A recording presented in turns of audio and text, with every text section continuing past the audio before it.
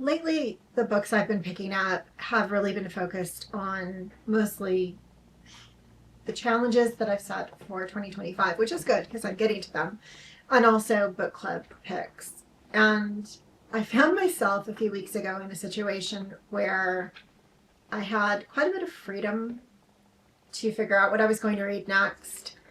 And I almost went into panic mode. I just couldn't figure it out. I didn't know what to pick up. I didn't know how to direct myself with all of the books in my house. Like, where should I go? What should I read? Should I read another book off of the top shelf? Should I read my most recent purchase? What should I do? And I heard about mytbr.co, which is a website that you can join, pay a fee to, fill out a questionnaire, and they will give you some recommendations of what to read next. So I thought it would be interesting if I filled out my questionnaire and my results actually got me books that were already on my TBR, but that I could then pick up, that would direct me to pick them up, that these are going to be good ones for you. You might really like these, and they're hidden gems that are sitting on your shelves. So I filled out my questionnaire, and I was really diligent about feeding in the information that I wanted to read mysteries, and I wanted them to be backlist and midlist authors. The good thing about my TBR is that it also asks you what you don't like. So I could add in details. I would prefer female protagonists, but it's not a must. And they also ask you if there are any books that you've read that you absolutely did not like, to help them stay away from certain things. So it does take a while. I kept waiting anxiously after I filled out my questionnaire. It was interesting because there's an online questionnaire, and then like a day went by, and then they sent me another questionnaire, and I thought, why didn't you just put it all together? But anyway, so they sent me the second questionnaire. I filled that out, and then it seems like it was almost a week before I got my recommendations back.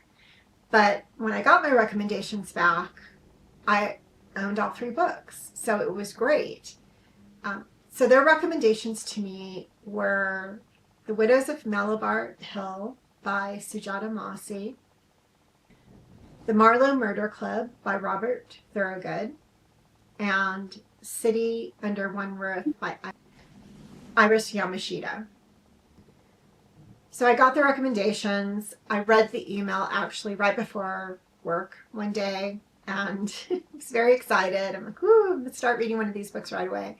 And then I had stuff to do in town. And so I was driving, and I actually finished the audiobook that I was listening to in the car.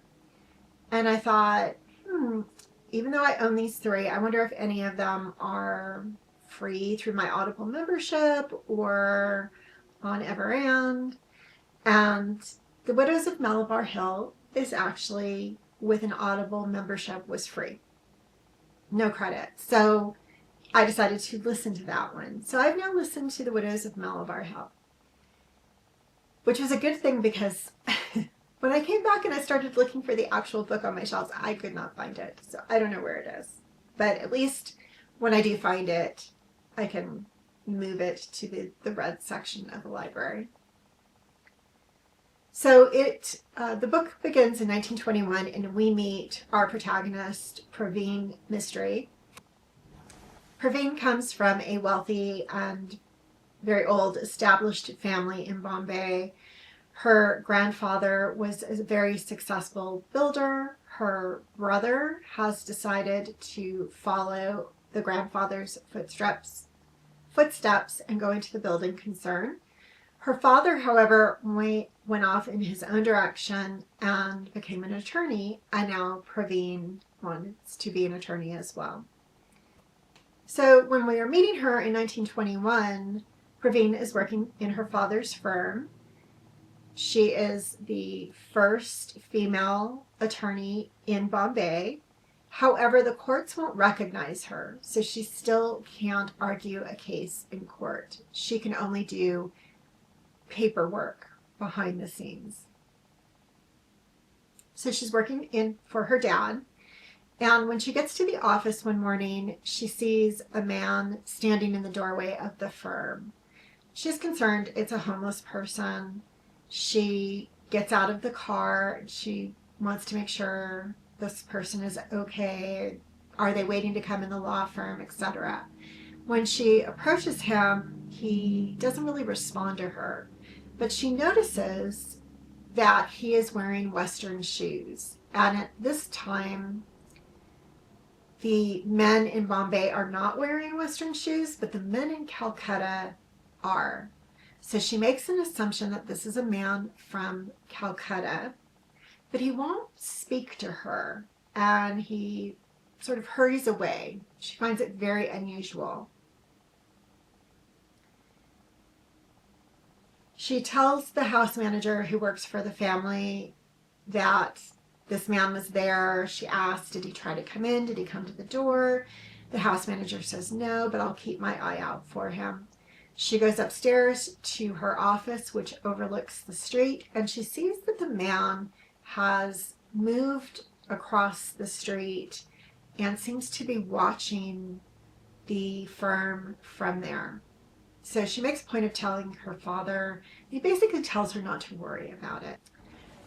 So because Praveen cannot argue cases in court, and her father has her doing preparation and paperwork and things like that, he gives her a case to work on, and it is where a wealthy Muslim mill owner, businessman, has passed away and left his estate to his 3 wives. And each of the wives has inherited different amounts and some different property.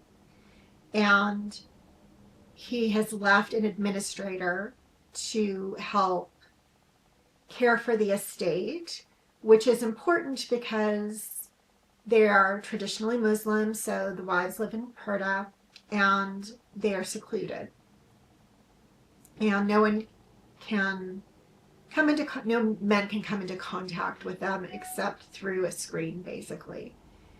So they need a man in the house to make things run, basically, since they're in seclusion and they only have servants working for them. So as Praveen is looking at this new document that has come into the law firm, it is direction from the administrator, the estate administrator, directing the Mysteries to basically give all of the widows' inheritance to a charity and give them a small stipend to live off of every year. Now, Praveen immediately thinks that this is unusual, especially for the first wife, who has actually inherited property that one of her husband's mills is sitting upon. So very valuable estate. And she wonders if anybody has told them exactly what they've inherited, how much it's worth, and what they could actually do with it. She doesn't immediately think there's anything, crazy going on with the administrator. She just wonders if they've been fully informed because they're in seclusion.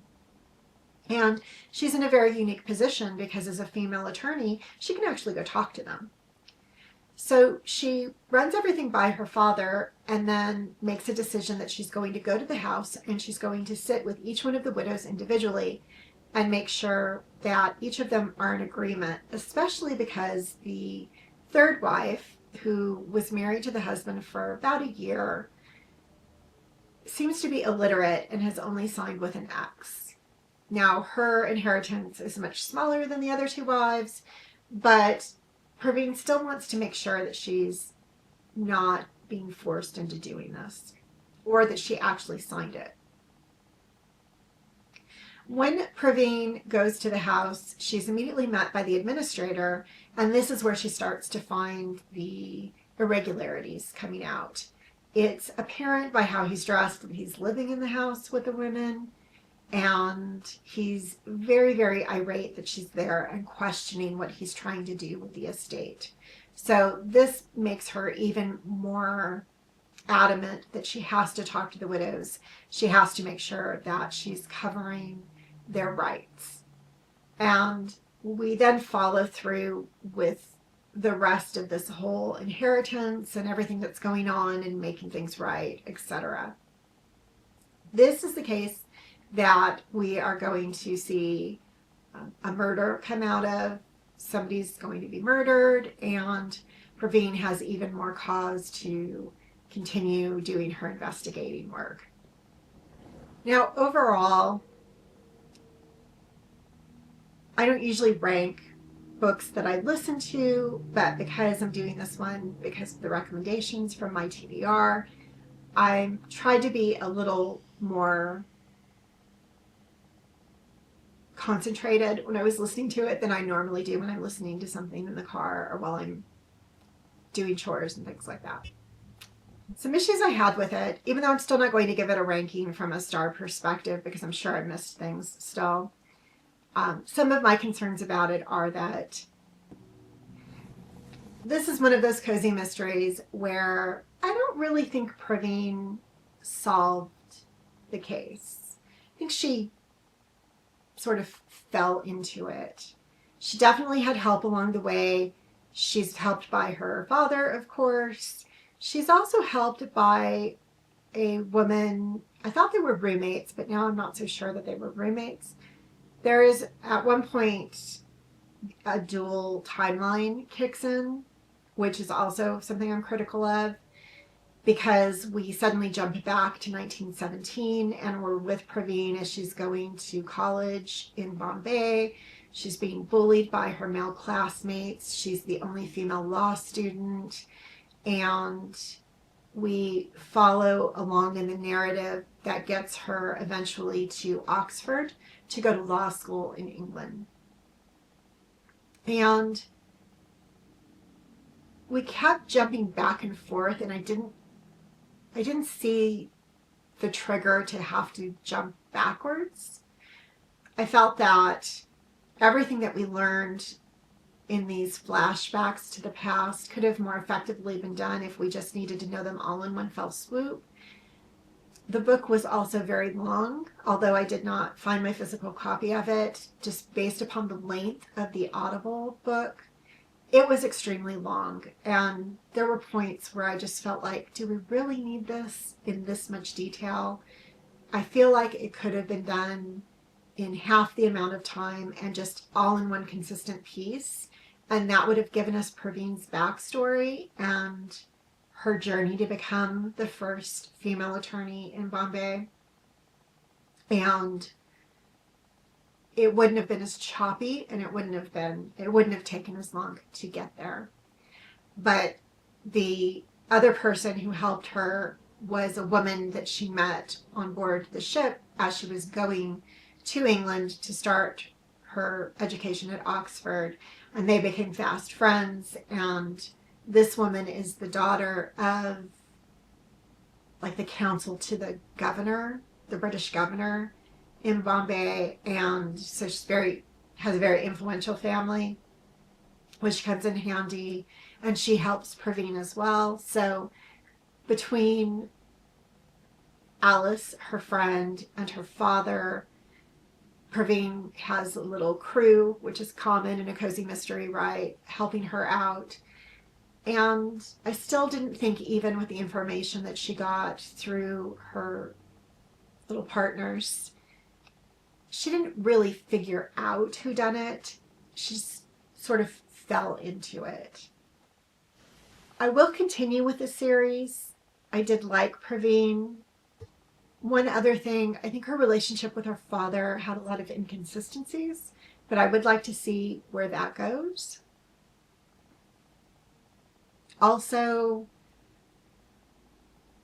her relationship with Alice there were a few things that just didn't seem cohesive with where she was going and how she described their relationship. And I wasn't sure why she felt the need to insert them. And then they just sort of went away. So a little bit of inconsistencies, too long, some things that could have been cut out. But I will read the next in the series. I did enjoy it.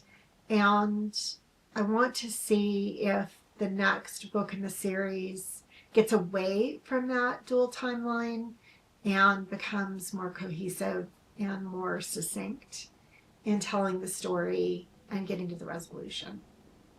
Okay, the second book that TBR.com recommended for me was The Marlow Murder Club by Robert Thorogood. And this is the first in the Marlow Murder Club series. I started reading this and I completely forgot to do my update, and I am now at 220 pages. I only have like 50 pages left to go and never gave an update, so here it goes. I'm loving it. And I was worried that I wouldn't, but I'm extremely pleased with it. And if you don't know about it, it has also been adapted into a show through PBS. And it basically has this group of 3 women. And so to start off with, we have Judith, and Judith is in her 70s. She sets crossword puzzles. She's inherited this rambling, old, dilapidated mansion from her great aunt where she lives. And she's just living her day-to-day existence. She's happy, she's isolated, she's good being by herself, she's a homebody. It's all good. And one day she is out swimming. She lives on the river and she's out swimming. She likes to skinny dip in the evening during the summer, and she hears a gunshot. And she realizes that her neighbor across the river, somebody has come after him. So she makes her way back to her house and she calls the police, who come, and she's watching, being the snoopy neighbor lady. She watches what they do, and they basically look around the house and don't see anything, and they leave. So she's a little disgruntled by that. She doesn't think that they did a really good job.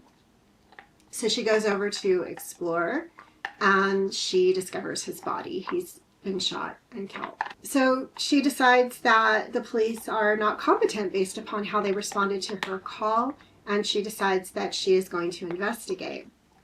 The first suspect that she comes up with has an alibi that he was at choir practice, and so she goes to the church, and there she meets the vicar's wife, Bex, who becomes her second member of the murder club. And Bex is somewhat reluctant. She's trying to be the ideal vicar's wife, and she's mother to 2 teenagers, and she wants to be gracious and hospitable and the smiling vicar's wife and serve the tea. And she doesn't really want to get involved with Judith because she thinks that's problematic and it won't live up to her image. But she's very, very hungry for something to do and something exciting to have in her life. So she begrudgingly starts to come along on the journey. Now, unfortunately, there's a second victim, a taxi driver, and that is how the 2 members of our murder club meet. Susie, who is the third member, who is a dog walker. And Susie is in her 50s and she's raring to go. So these women become the necessary fuel to keep the investigation moving along. Our investigator is a detective sergeant whose DI is out on a medical leave, so she's stepping up. She has a young child. She has a husband who doesn't quite pull his weight, and she has an elderly father. So she's trying to be all things to all people. So it's really interesting because we've got the 70s, woman in her 70s, the woman in her 50s, think Bex might be in her 40s, and then we've got this DS who seems to be in her 30s. And so there's a range of women by age who are extremely competent in different ways, but are all misjudged and taken for granted. So I'm really enjoying it. It's a really interesting case. I'm, like I said, 50 pages from the end, and I have an opinion of what is going on, but I don't know if I'm correct yet. But this was a great recommendation, and I'm really happy it showed up on my TBR.com recommendations because I've had this book for a really long time. It was published in 2021, so it's 4 years old. And I just recently received an ARC for the latest book in the series, and of course, I have to read things in order, so I wasn't able to do a review of it because I hadn't progressed with anything yet. So thankfully, I'm now on my way to that, and I hope to catch up because this has just been flying. I've been flying through it. So I'm going to try to finish this up probably tomorrow, and then the final recommendation from TBR.com will be City Under One Roof. And I haven't even read the synopsis of this yet, but I think it's going to be more of a thriller. So I'm not sure how I'm going to like this one, but I don't know, maybe it's not. A detective tries to solve a murder. So maybe it's not. Maybe it is a murder mystery. Fingers crossed. So I will get back to you after I finish Marlow Murder and then hopefully start Sitting Under One Roof. So I finished this and I've now given it a 4.5. I really loved it. Thought it was a great book and would highly recommend it. The DS is a woman. This is her first big case where she is the lead because her DEI is out on medical leave and she really wants to do a good job. She likes these women. It's not your typical stop meddling, go away, let the police do their work. It is to some extent, but she does see the value in the things that these women are finding.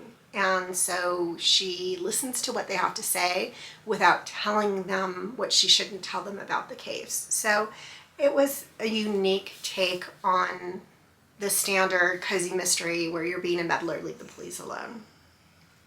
Again, I really enjoyed it. I will definitely continue on with the series. Highly recommend it.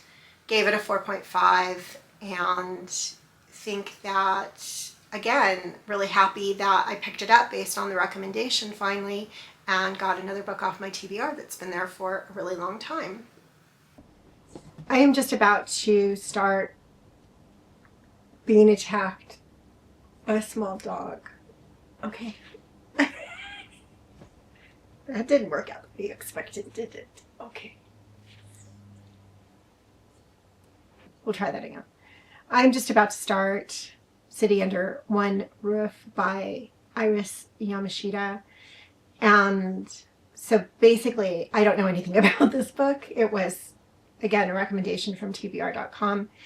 And I did read the synopsis, which I have not been doing lately very frequently. When I'm picking up a new book, I'm sort of just going with it and seeing if I like the book.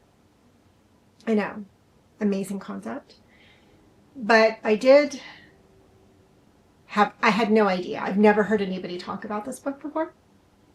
So I did want to read a little bit about what am I getting into, where is it located, time of year, etc.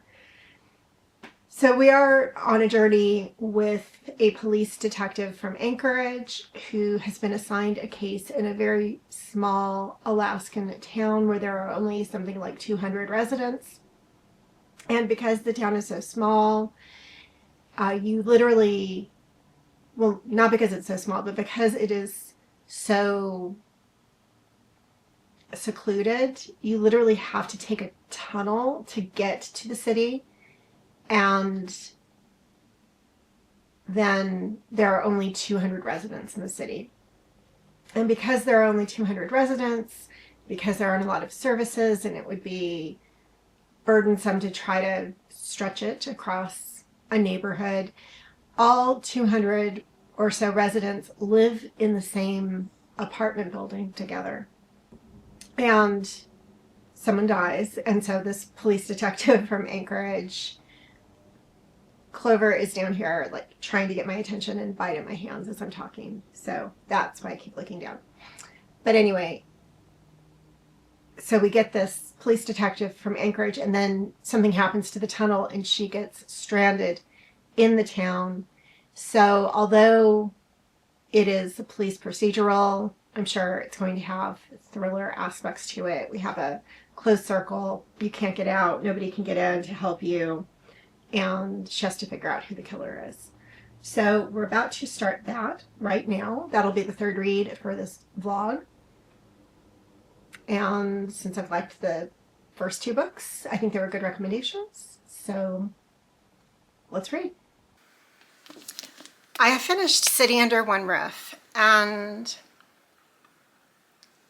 I have thoughts.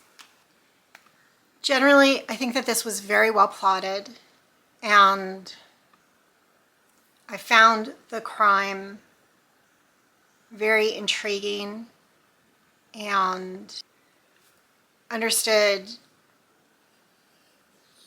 a lot of the decisions that the author made. This book did leave me feeling very sad, and I think it was meant to. And I'm really having to differentiate. I'm not sad over the way our characters have chosen to live their lives. There's a sadness over this sense of almost universal otherness that the characters in this novel have. Most of the characters in this novel, I got a sense at least, were living in this place as a way of getting away from something in their previous lives. But you can't run away, and things don't change just because you move to the middle of nowhere and isolate yourself and try to start over. Now, there were definitely characters who were very happy living in this very small, tightly enclosed community and enjoying what they had there and not wanting anything to be different. But our main character, who is an outsider, definitely is not enjoying her time there. She feels very haunted by her time there. And, you know, she hears things that scare her, that she doesn't want to admit. She's scared. She's definitely got this past and this traumatic issue from her past that she's trying to deal with, and she thinks that this case is going to lead her to a tie to what happened to her and her family, and that is why she's come there.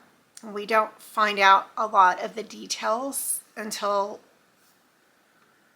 midway through the book, so I don't want to do any spoilers, but she's looking for something where I think a lot of the characters in the book are hiding from something. And each in their own way have this deep sadness, both this searching for something that may or may not be there, and this hiding from something that may or may not have followed them to this location.